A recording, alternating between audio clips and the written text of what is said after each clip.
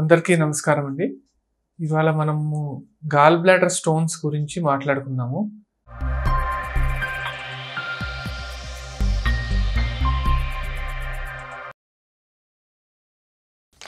చాలా కామన్ అండి.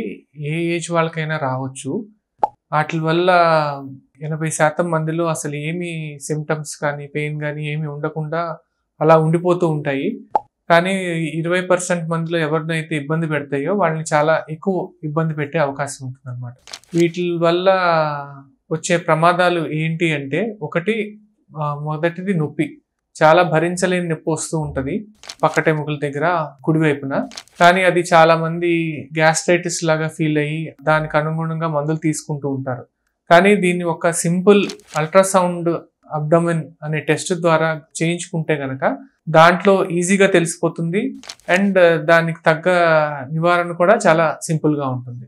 అలా కాకుండా మనం తాచాతి పెట్టామనుకోండి, అది మనకి జాండిస్ రావచ్చు, లేకపోతే ప్యాంక్రెటైటిస్ అనే పెద్ద జబ్బు రావచ్చు, లేకపోతే ఈ గాల్ బ్లాడర్లో స్టోన్సే బాగా ఇన్ఫెక్ట్ అయిపోయి గాల్ బ్లాడర్ చనిపోయినట్లు అయిపోయి ఆ తర్వాత చాలా రకమైన కాంప్లికేషన్స్ అనేవి రావచ్చు అనమాట. సో ఇప్పుడు మనకి ఈ సర్జరీ ఎంత సింపుల్గా అయిపోతుందంటే, చిన్న చిన్న రంధ్రాల ద్వారా లాప్రోస్కోపిక్ ద్వారా చేసేసుకోవచ్చు. అంటే పొద్దున్న చేసి సర్జరీ సాయంత్రం వరకు పంపించే అవకాశం కూడా ఉంటుందన్నమాట. మనం ముందుగా కనిపెట్టి కనుక చాలా అసలేం ప్రమాదం అంటే వేరే కాంప్లికేషన్స్ ఏం లేకుండా సర్జరీ చేసుకుంటే. కానీ ఒక్కోసారి దీనివల్ల కాంప్లికేషన్స్ మొదలైనయా, అవి పెద్ద పెద్ద పొట్ట బాగా ఓపెన్ చేసి సర్జరీ చేయాల్సిన అవసరం రావటము, లేకపోతే క్రానిక్గా సంవత్సరాల పాటు ఇబ్బంది పడటం కూడా అవుతుంది.